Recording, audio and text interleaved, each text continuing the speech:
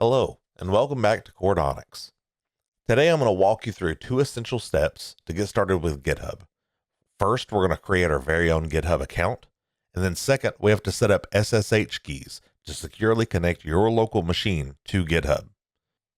First, let's create your GitHub account. Head on over to github.com. We click the first link. We're going to click Sign Up at the top right corner. You'll need to fill out a few fields here. So first, it asks for your email.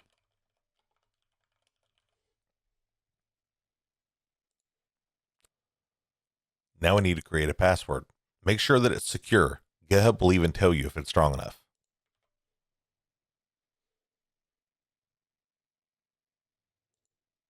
Now we need to enter a username. Choose something unique. It is going to be visible on your public profile.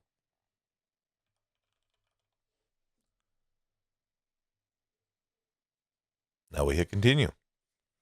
So now it's asking us to verify the account. We have to solve this puzzle so we can prove that we're a real person.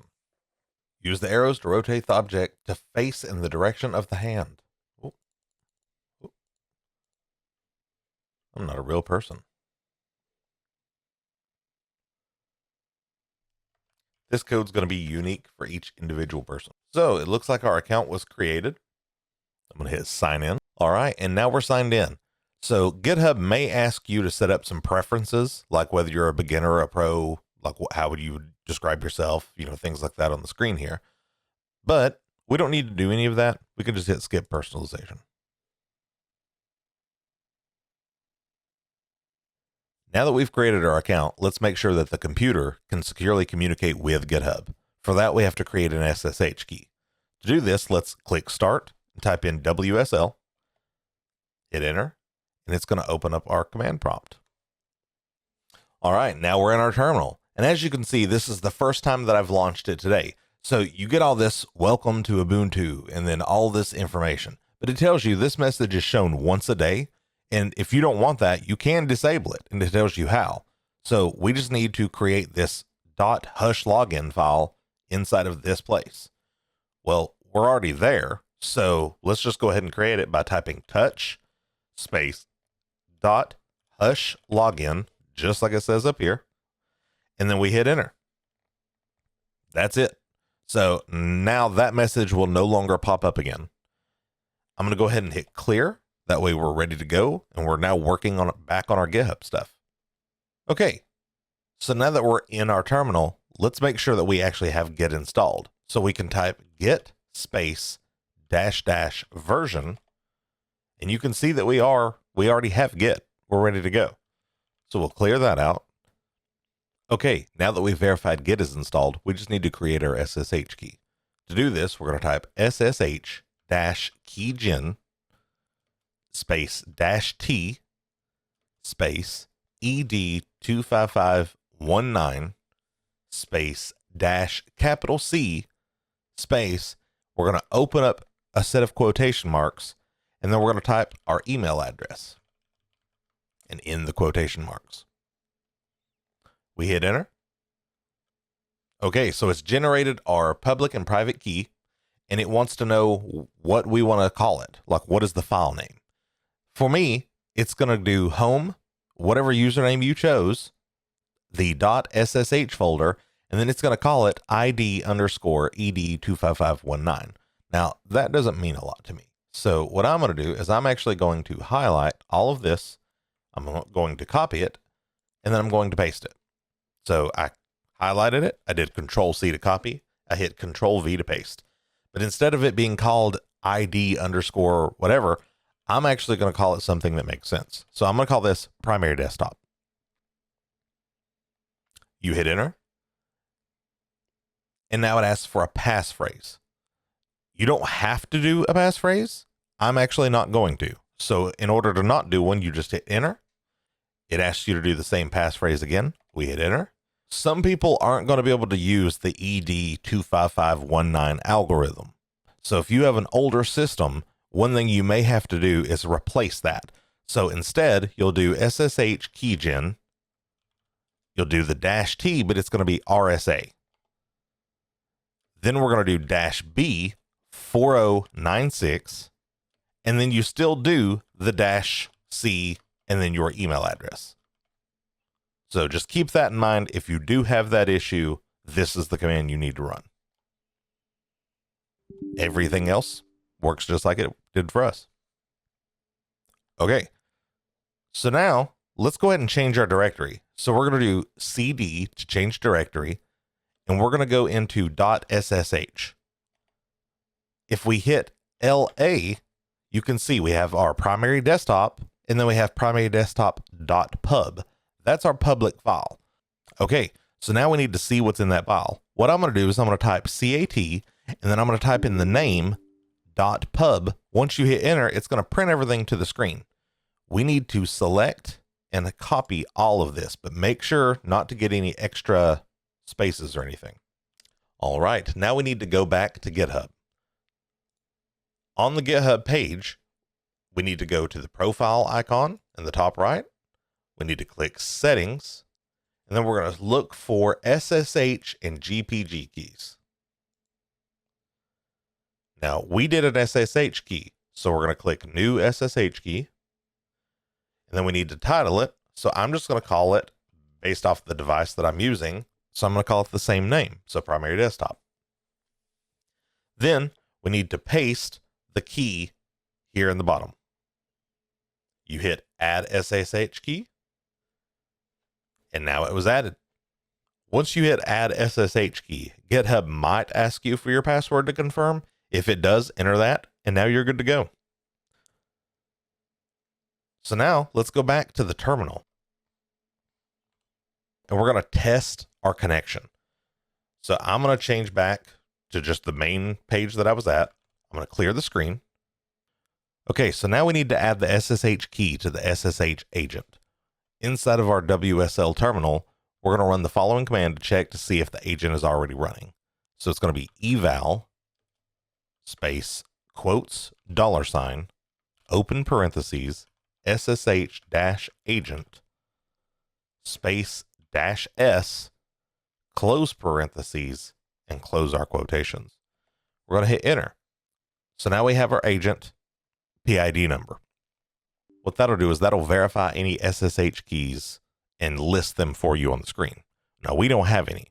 And now we're ready to add our SSH key. To do this, we're going to type SSH-add space, do the ~/.ssh folder /, and then the name that we created for our key. You hit enter, and now it says the identity has been added. So if we do that SSH-add-L again, now you'll see there is our key. Now let's test connection. In order to test the connection, we're going to do SSH space -T and then get@github.com. We hit enter. Then you'll get a message saying, hi, your username. You've connected and authenticated, but they don't provide shell access. That's great. We've officially connected the local machine to GitHub using SSH. So there's one thing that you need to know. Sometimes after following all of these steps to set up your SSH key inside of WSL, you might notice that the SSH connection stops working whenever you close and reopen WSL. This happens because the SSH key isn't automatically loaded into the agent every time you start a new session. So let me show you. If we launch WSL, and now we're in our terminal, let's just do the same test that we did earlier to verify connection. So SSH-T get@github.com. You hit enter, permissions denied. So let's go ahead and clear that out. To fix this and get the agent to automatically start and load in our key, all we need to do is to create a file. Now to do this, I'm going to use a program called Vim. Vim is actually installed by default now, it seems, whenever you install WSL. So to run it, you type vim space, and then we're going to create a new file. So it's .bashrc.local.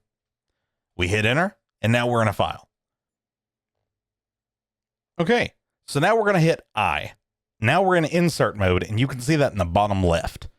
Since we're in insert mode, that means that now we can type, as you can see. So I'm just going to get rid of all that. And what we need to do is we need to put in 2 lines of code to launch the agent and to add the key. So let me go ahead and type everything in, and then I'll kind of explain what it does. So what we do is we're going to type in eval space, open quotes, $, open parentheses, SSH-agent space -s, close your parentheses, close your quotations. And then I'm going to add a little bit more here at the end, because everything you've seen so far, we've already done this. We did this when we tested. We're just starting the agent, but we're going to add a little bit more here. So we're going to do greater than space /dev/null.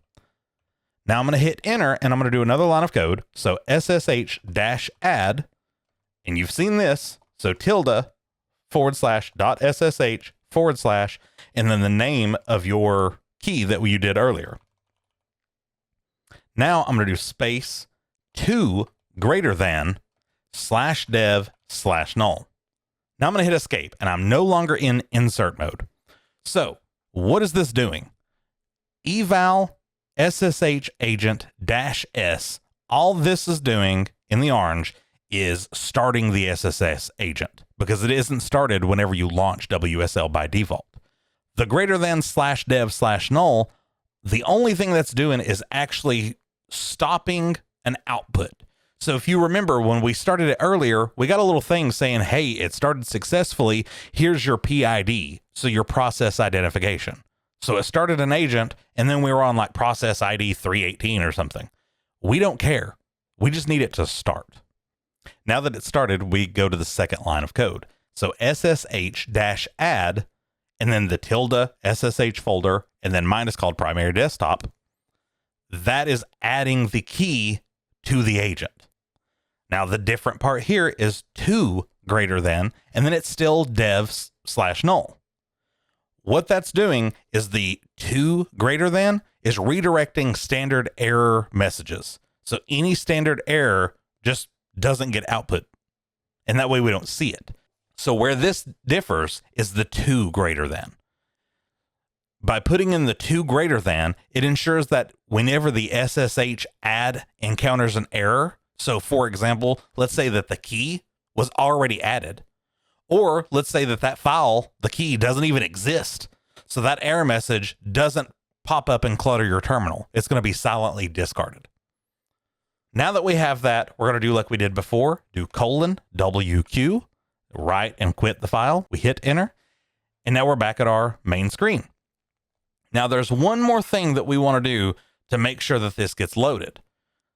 We need to go into, if you remember, if you look there, we created bashrc.local.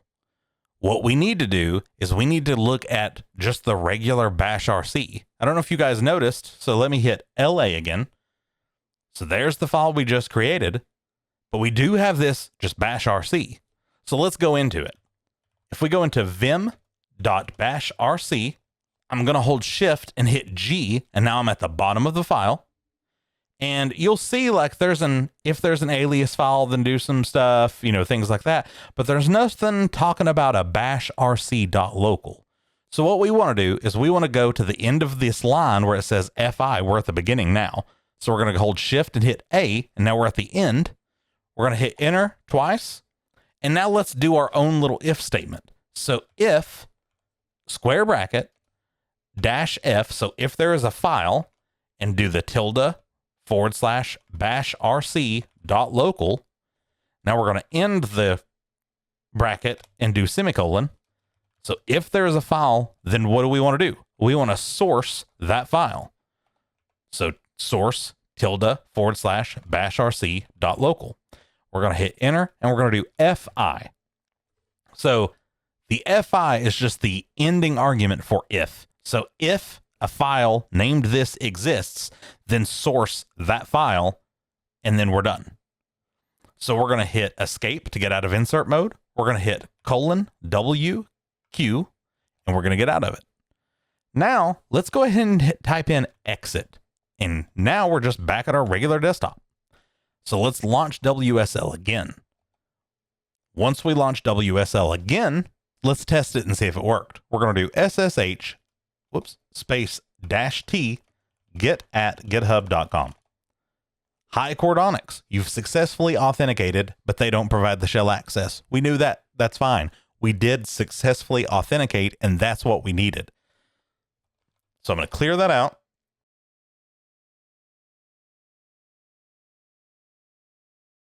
We can go in. We can click on our little icon here and click home. And then let's create a new repo. So for this, I'm just going to call it test.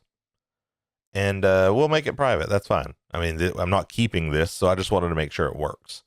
We hit create repository. And then for the quick setup, we need to click the SSH here. Copy this. Now that we've copied the SSH from our repo, what we're going to do is we're actually going to create a directory to put all of our GitHub repos in. So I'm going to do mkdir for make directory space. And then for me, I'm just going to do GitHub repos. Now this can be organized any way that you want it to. I just like doing it this way. That way all of my GitHub repos are together. Now I'm going to change directory into the directory that we just created. Now you'll see that little blue section showing, hey, now you're in this folder. To copy the GitHub repository that we just created, we're going to do git space clone space, and then we're going to paste the git SSH repository code that we copied earlier. You hit enter. All right. So it looks like cloning into the test folder that we just created. And it says, warning, you've cloned something that's empty because we didn't put anything in it. That's great. So if we hit ls now, there's our folder.